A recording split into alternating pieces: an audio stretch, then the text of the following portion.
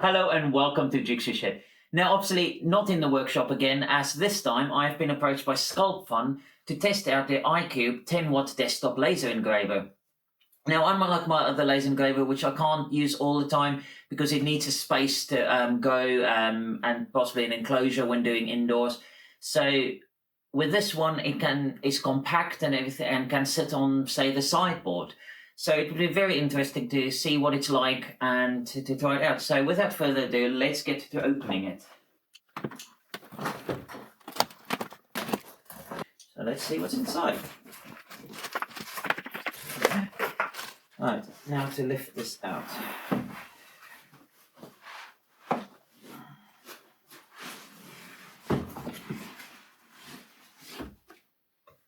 So it comes nicely packaged in foam, but yeah, just straight out of that box which it arrived in. So as that was the only packaging, this should protect it nicely. So let's get it out.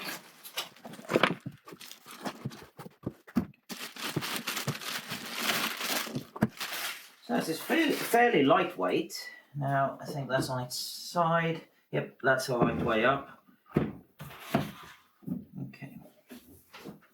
So fairly light, as I say, fairly lightweight, and looks pretty much assembled. So just taking some of the stickers off the side, what's obviously been used to hold it together during traveling.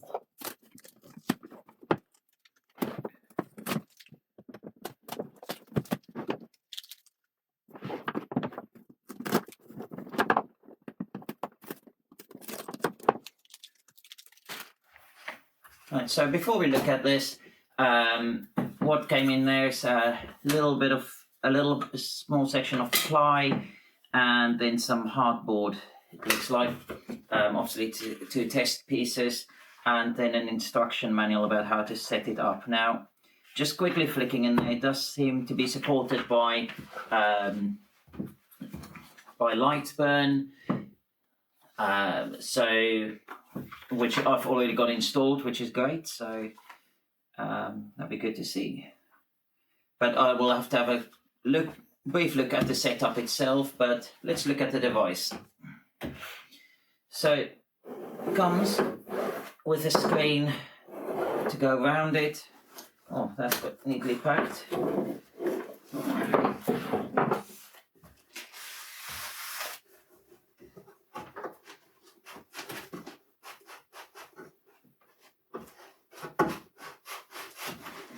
So that was just wedged in up there.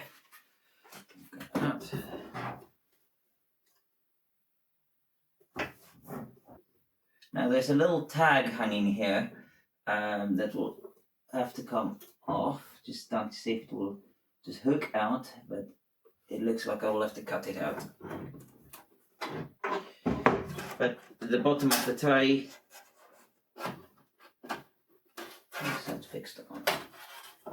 Okay, so there's just a metal sheet that goes under. So at the bottom, you've got the gap. So hopefully, if you've got something it needs to sit over, but a little metal tray that will sit there, just protecting the surface that you're working on. So let's just get this one cut out.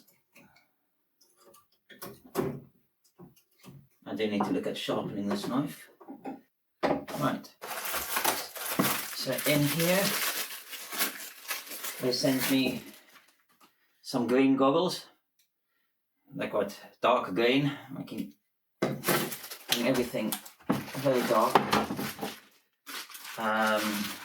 A USB-C cable, obviously the power cable itself, and that's a laser module. So we'll look at fitting that shortly. Just a power supply pack, and there are the filters that's supposed to go on it, because it's got its own fan system. So yeah, so we'll just need to look at how to install that. Then I'll have a quick look at the manual, then come back and we'll go through the setup. Okay, so what I haven't shown is there is a little Sculpfun laser repair kit, which includes, if I get it open. Two spanners. Well, that's an 8 and a 10 on that one, and then that's a bigger spanner. Pair of metal tweezers. A little Allen. So 2 little Allen keys, different sizes, and I think that's something that goes around the laser module front. Let's put that out. No. Okay, I'm not quite sure where that bit's supposed to go. Definitely on my other laser, this one around the lens, that sort of style. So I'll have to figure that one out. So this one comes with its depth. So when you set it up to get the right height, it's got a swing arm that comes out. So not something you can lose because it's always attached to the device, which is quite handy. And in the kit as well, there's a little cloth you can obviously just wipe possibly the lens with. Now I haven't in here seen that it tells me what should be in the box and what they all are. So it's a bit of figuring out. So just figure out how to attach this. So maybe what we'll do is just flip it on its side. So you can see this. So there's the thumb screw. Yes, undo that enough. Now, it's got the grooves. So slide along them.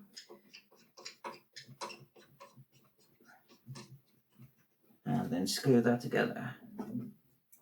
Right, and then just got to get the little cable now. So the cable that needs to attach in here is held together with a cable tie. Now it's just considering, do I need to cut that or do I need to leave it in place? But I think that is for traveling purposes, because the cable won't pull any further through that I can reach down to where it needs to be. The tricky to see into there, just because of the hood, and obviously with it mostly assembled. Now, you know what? I have put this in upside down. So now the cable tie needs to stay there, but I needed to pay attention. So there we go. Now in the correct orientation, and that should now be able. So just to show, it's this little connector. It's got a specific orientation. It can only go, so it can only go in one way. And just a bit of awkward hand position. There we go. That's in. Screw that up. There we go. Right. So let's pop this in. That's the only real setup of it. So actually fairly quick to set up. Let's just get the cables out.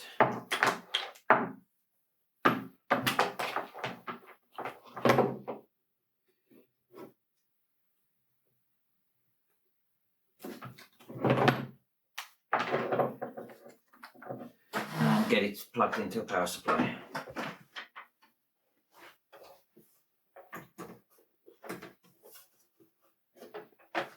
Oh yeah, and so and what I said about this, the filters, these are spares because it's already got them in there.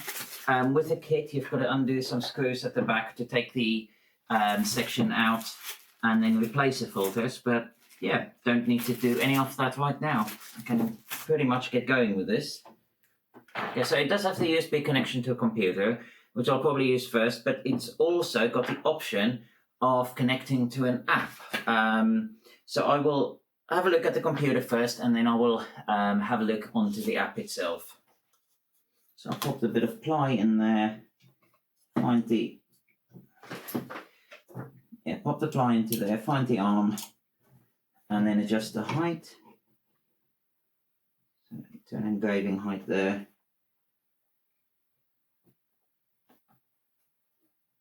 And then flip that back up.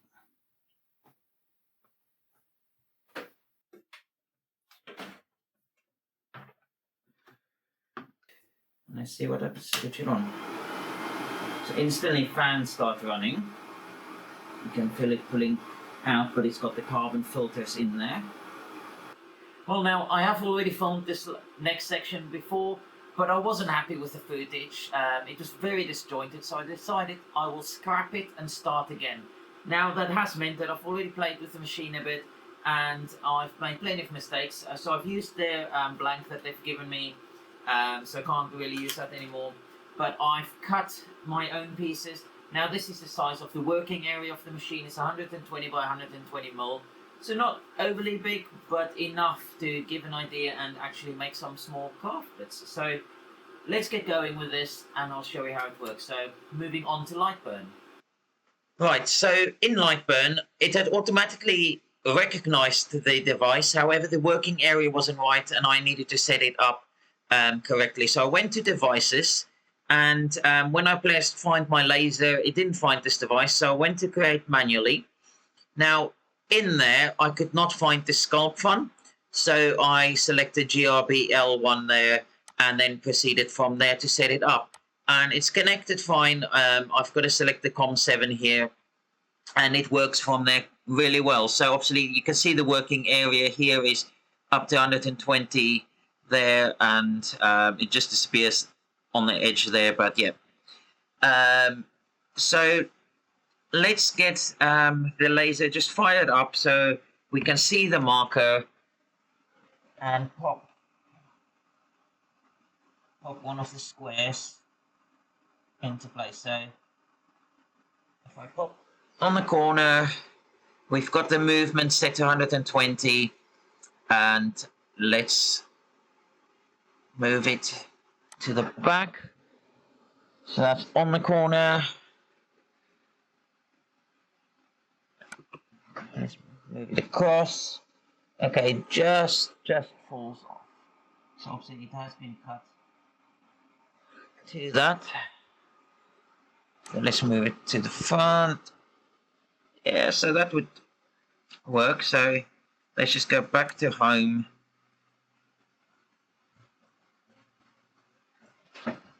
And then that would be my origin. Right. So firstly, before we start, I want to create a just see what it can do the machine. So if we go to laser tools and we select material test. Now let's just keep it simple. Do a count of 5,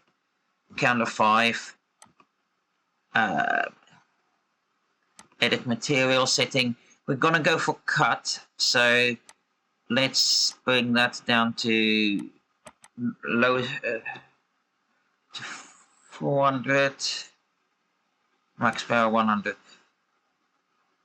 No, that's material. So mode line is what we want there.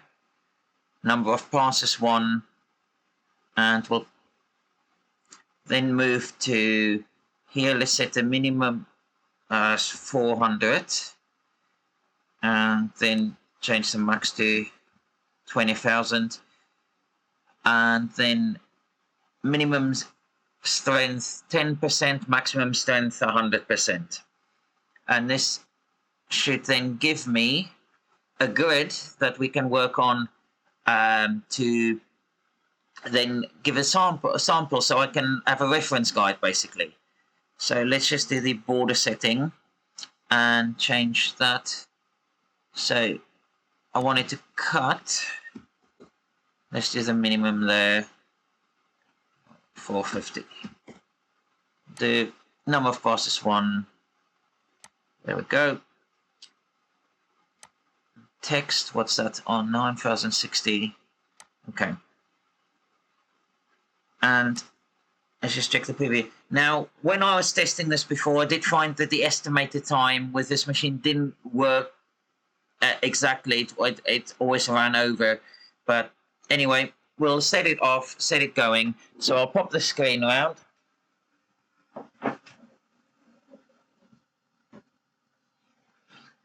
Because I have run it without the screen. However, it didn't seem to, when I was running it without the screen, some of the smoke did come out, but with the screen on, it does seem to stop all that smoke coming through so much and keeps the air fairly clean.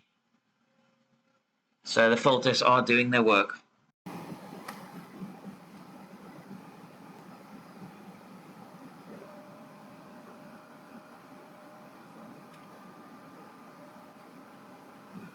Right.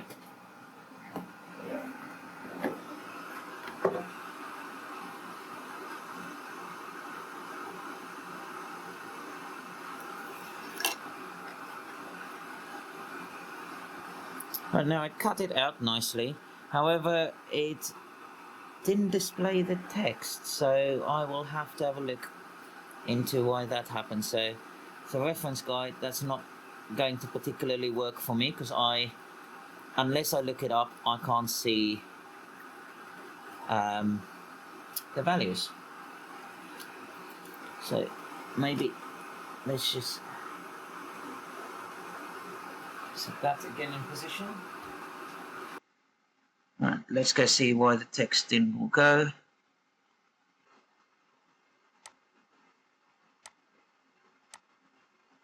Oh, so text didn't go because I've missed this little output button. So let's go back here, and we'll check preview. So there you can see what it is. So rather than wasting material, I might just write this on. Alright, so I've just written onto there the different measurements, but for cutting we can see that around about 400 at a 77.5 will give a cut, but I had to press that one out a bit more. The other one at 400 speed, 55% just comes through, so I could probably run about 450, 500 as well to do that. With that set up in position, I would like to try an engraving test. So let's just go out and make sure we've got it set up.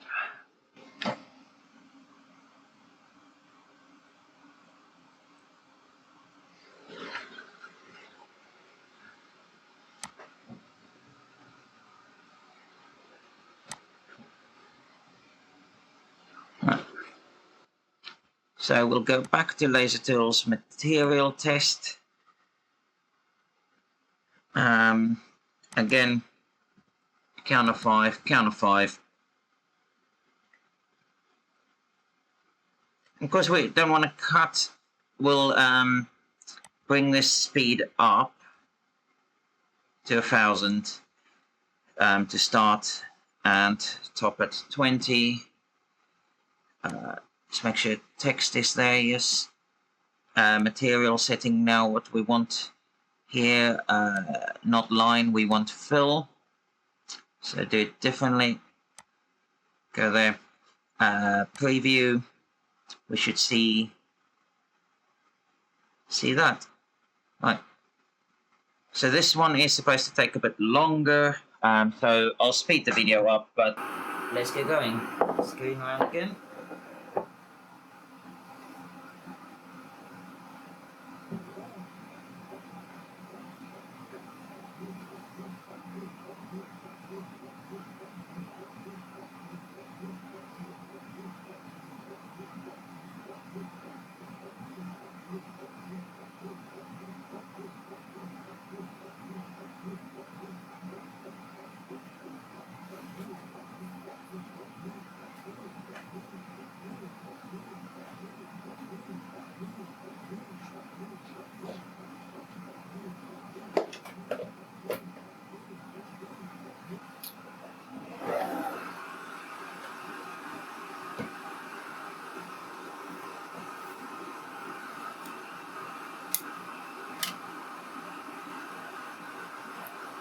Well, there you can see the effect of the engraving at different speeds and power.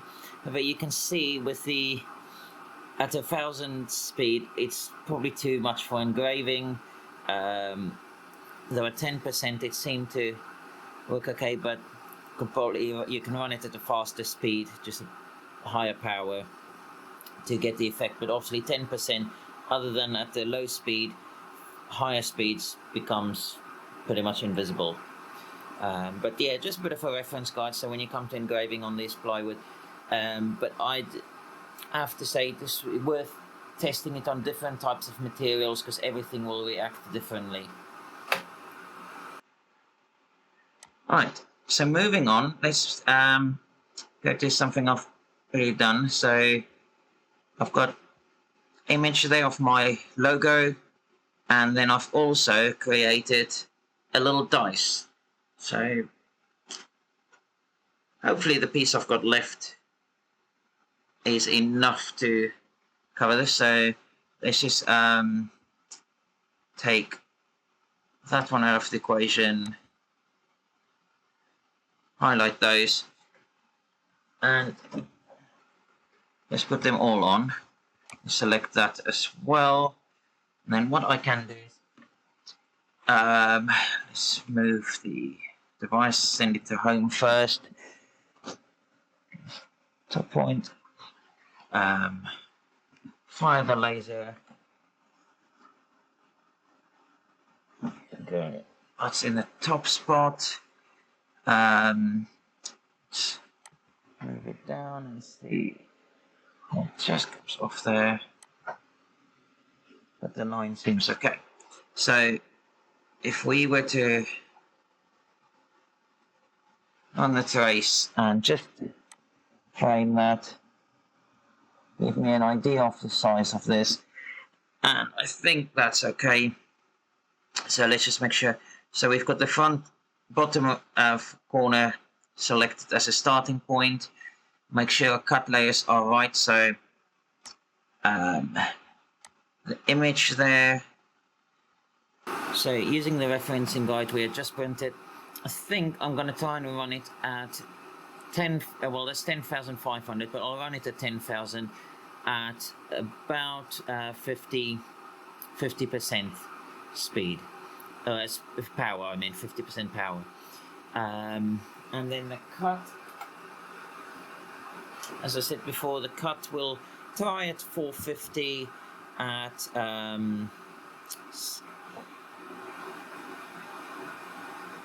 yeah, we'll try to cut at 450 at 100 and see what happens.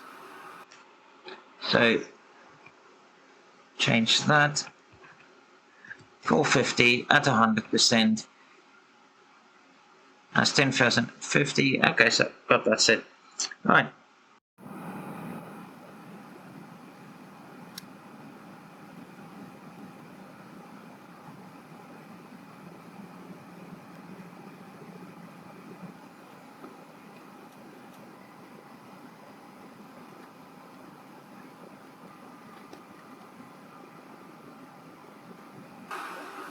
Right, so let's have a look.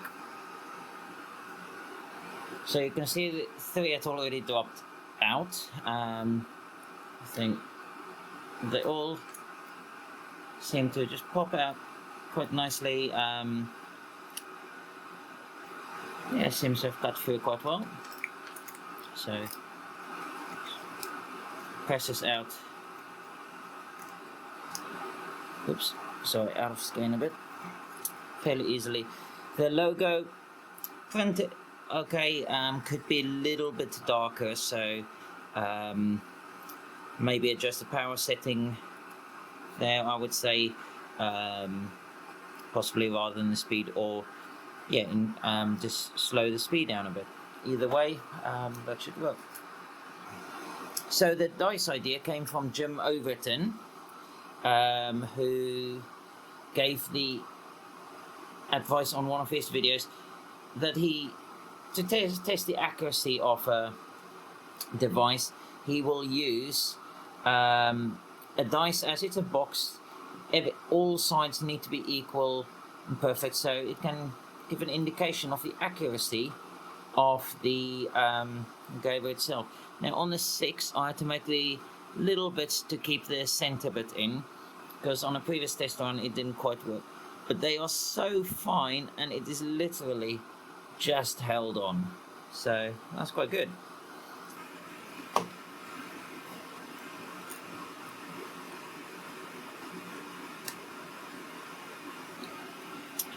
we go. All fits nicely together, and let's just turn that off. There we go. Right, sound off. Right, so it fits all nicely together. Edges, there's no sticking out. So yeah, I would say it prints really accurately and gives a really, yeah, nice box. So I'll glue this together, then the kids can play with it. So it's a little dice.